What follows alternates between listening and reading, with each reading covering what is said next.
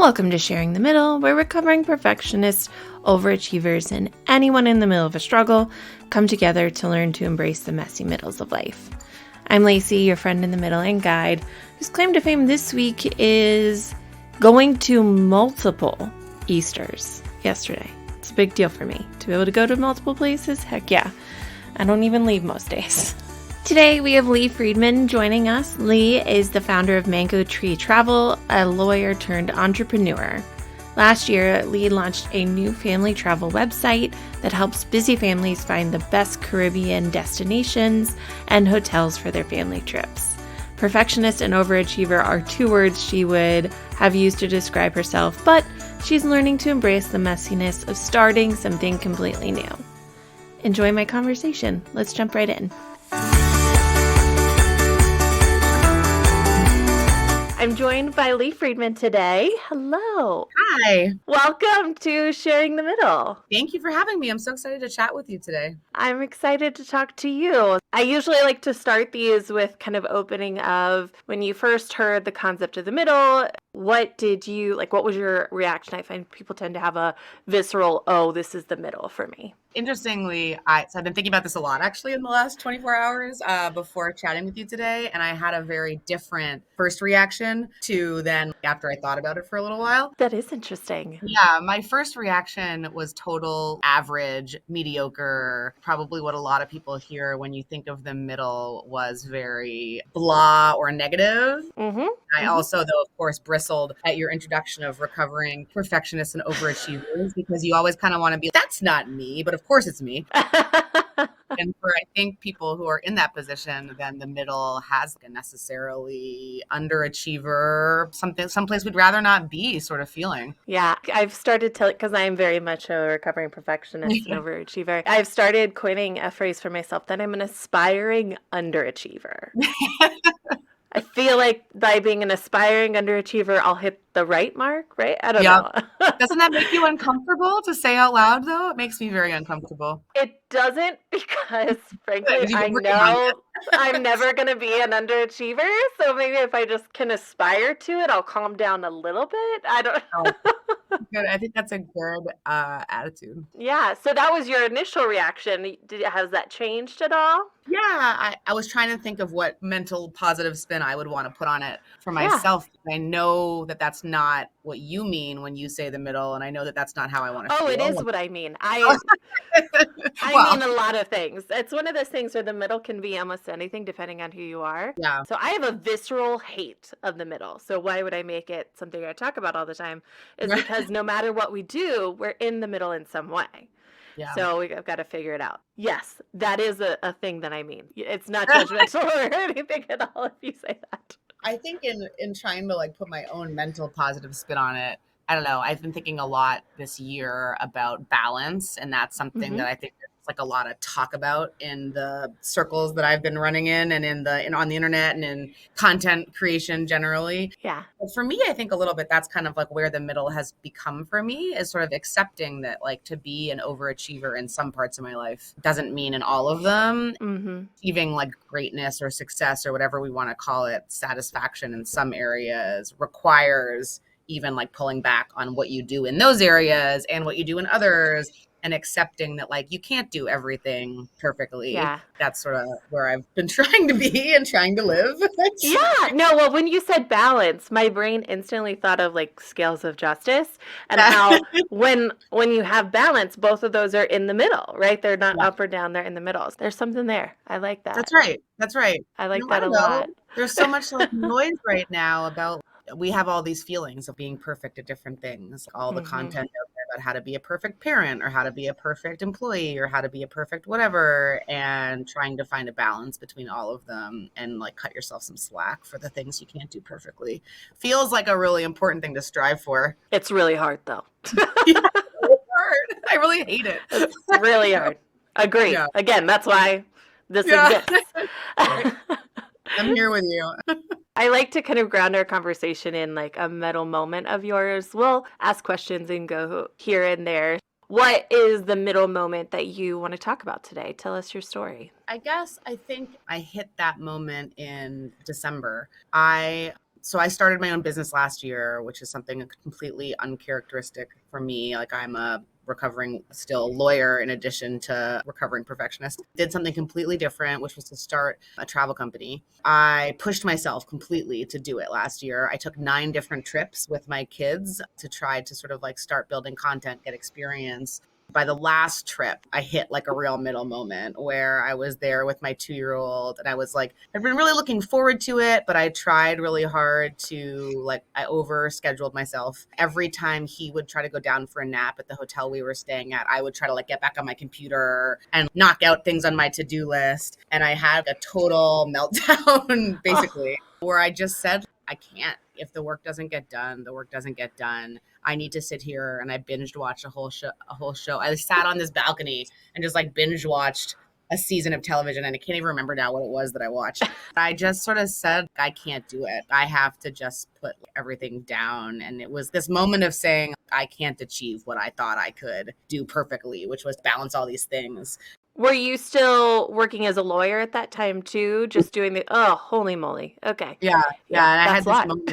We had gone out, we had toured a hotel, we'd come back. He'd had a tough hour because 2-year-olds have tough periods, and as do adults. And then I put him down for a nap, and then I had to jump on like a Zoom interview with a potential candidate for my law firm. And then I had to edit a blog post, and then he woke up, and it was just like, what am I doing? Like, why am I trying to do all of these things perfectly at all moments? I can't do it. And I had to sort of shut down a little bit and reassess a little bit of our overachieving instincts. Yeah. So do you have one, I think you said children? I have 2 children. How old are they? 2 and 6. 2 and 6. Okay.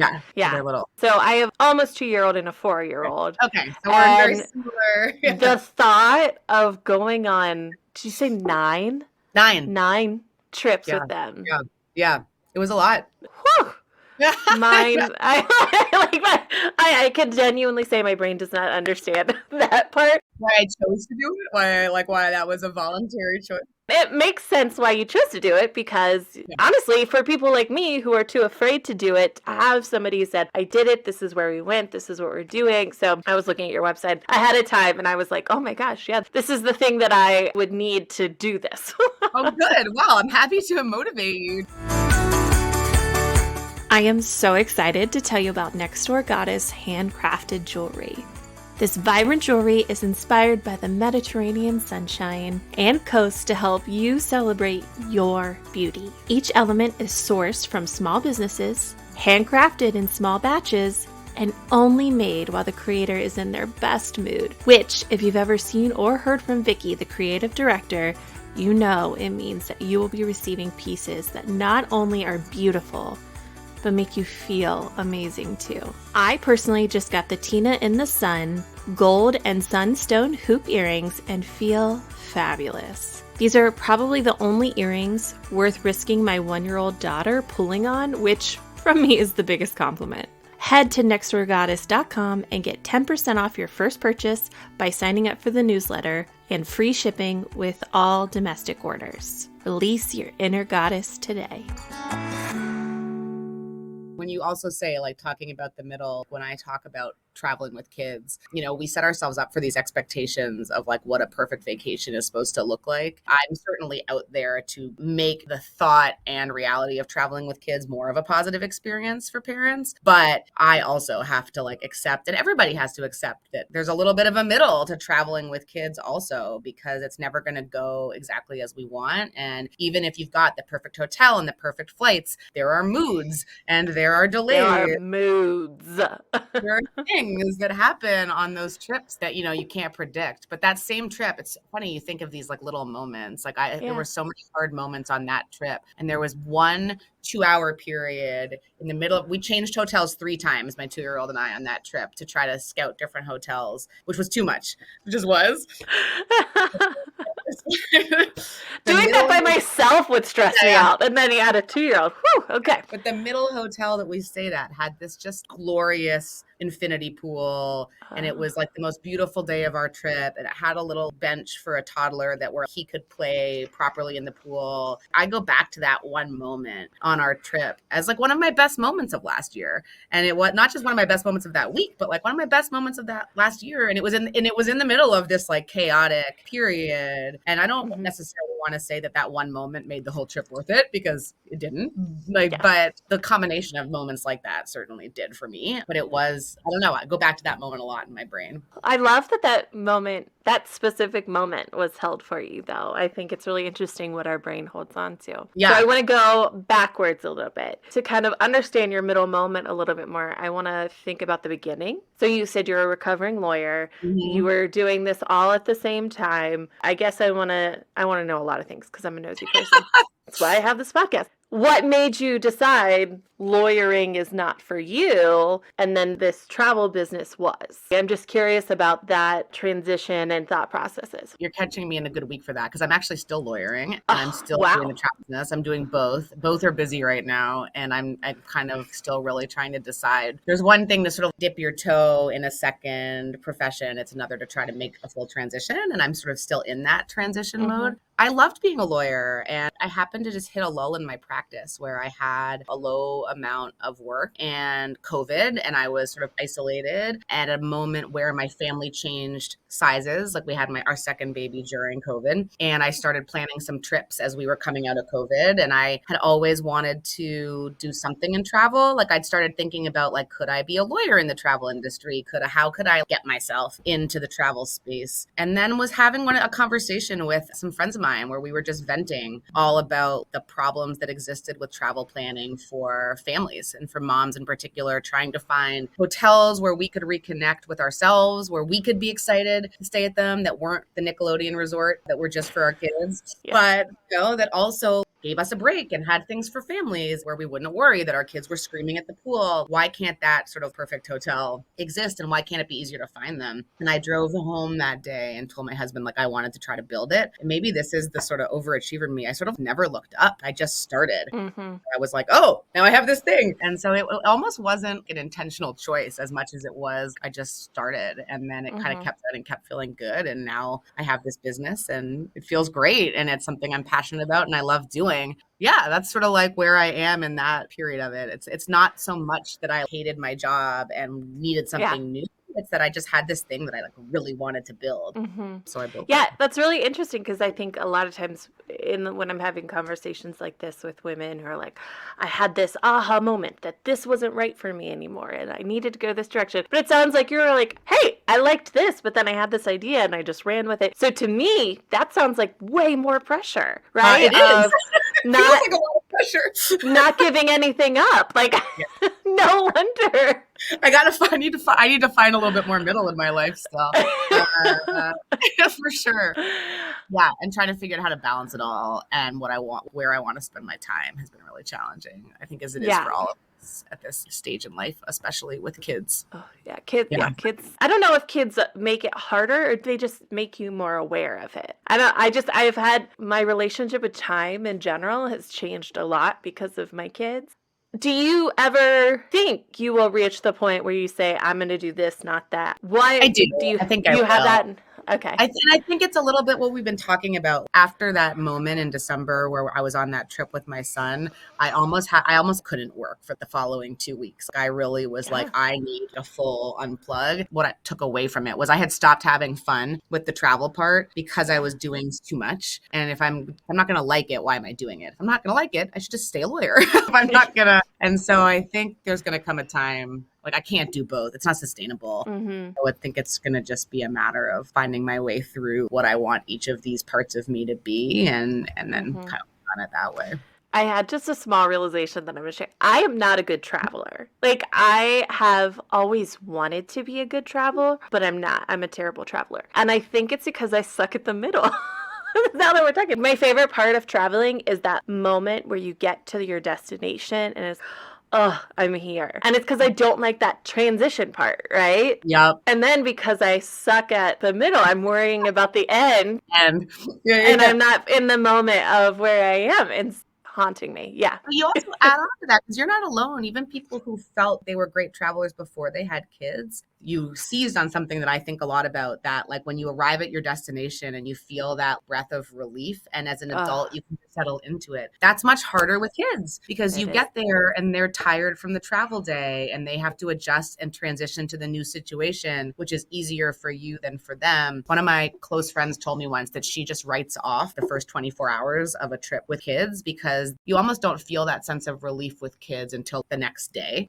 That really changed some of my recommendations for parents because people often say, well, maybe I only want to take a 4 or 5 day trip with kids. That seems like maybe enough. I actually advise the opposite of give yourself maybe an extra day because you're going to have more of these middle moments and transitions. So to really enjoy the trip with your kids, I actually find a slightly longer trip. Counterintuitive, right? Because you don't really settle into a routine with them for a little bit longer than you did as an adult. Got on the plane, had a cocktail, and like you're on vacation. Yeah. Now that you say that, I'm like, I've always been that way. My family does one big family vacation every year. There's like 40 of us. We all go. It's a big thing. But because we've been doing it for so long, I know the structure, right? Yeah. And so as you're talking, I'm like, oh, see, I don't worry about that on that trip because when we get there, I know there's like 30 people who can help me with my kids. I can unload. Yeah, that's different. It is different. Right. And that's why other trips, I think, scare me a little bit. But that's all of my own stuff right there. I think that's, sorry, now I know we're talking not just about travel planning, but it's okay. One of the things I think that is useful to think of is what is the thing that scares you and how can you solve for that? That's one thing that I thought was a great piece of advice that somebody gave me. If you think about kids, for example, some parents just get really, really anxious, myself included, about where are your kids going to sleep? What is the sleeping arrangement going to be? Are they going to wake up at 5 a.m? And I think that getting the bigger hotel room, making that the thing you splurge on, if that's the thing that really causes you anxiety, or if it's the travel, spending the money on the direct flights, if you then go for like a cheaper hotel room, if that's what causes you anxiety. I think identifying the 1 or 2 things that really make you nervous, specifically solving for those, can go a long way towards overcoming. I mean, I think that's a great piece of advice just in life in general of where is your worry going? Solve for that problem. Don't solve for other problems. Yeah, because you can't predict. I really like that. Okay. Yeah, please. I want to go back again to your middle moment. Like I said, we're going to go on tangents. So I know that you're still doing both, but do you feel there was an end to that middle moment? No, there was definitely. And it was a mindset shift. It was accept I can't grow my business as fast as I want to. That is the recovering perfectionist and overachiever for sure. I just can't help it. I want to grow it as fast as possible. I want it to be as successful as possible. I want it to explode. I want to be planning 50 trips a month. I can't do that. That is not realistic. I think so. It was a little bit of accepting that, especially as I'm going to continue to be a lawyer and also try to grow a business, that both are going to have to happen in some sort of moderated amount, because otherwise I will lose my mind and like self-combust, and that would be terrible. Absolutely. I took some time off over the holidays and came back in January with a little bit less pressure on myself. And it's been much better. The last 2 months have been like, I've been much like happier. Good. That's so good to hear. I like to kind of wrap up our conversation with a takeaway, tangible piece of advice, whether that's to yourself in that situation or just a thing that you've learned in life that you would want to share. Gosh, I think it's such a wishful thinking piece of advice a little bit, which is for me taking the really affirmative steps to try to say, why are you letting this create so much stress in your life? Learning a little bit of that acceptance of this is going to be a busy moment in your life and a chaotic moment in your life. That can be fun and enjoy the process. And it doesn't have to be stressful. I mean, I say that I have to remind myself of that pretty much. All the time. Yeah. Not even, I was going to say every day. And then I laughed because it's like every hour, right? I just like it creeps back up like quite frequently, but I'm trying to be really mindful of that. And it's helping. I'm not really like a mindset person, but it's actually really helping. Good. Well, where can people find you? Do you have any specials or anything? My company is called Mango Tree Travel. The website's mangotreetravel.com. And I'm on Instagram also, where we share sort of family travel tips and experiences of traveling with my own kids. The website has a whole collection of hotels that are recommended in the Caribbean for family travel travel in particular, but unique hotels, places that I think parents can also really love and that aren't just for kids, but that are for the whole family. People should reach out if they need help travel planning through the website, or just browse the hotels on there and use it as a resource for their own planning, which is what I really wanted it to be. Awesome. Thank you so much for joining me today. Thank you. It was really nice It chatting was with nice chatting you. with you also.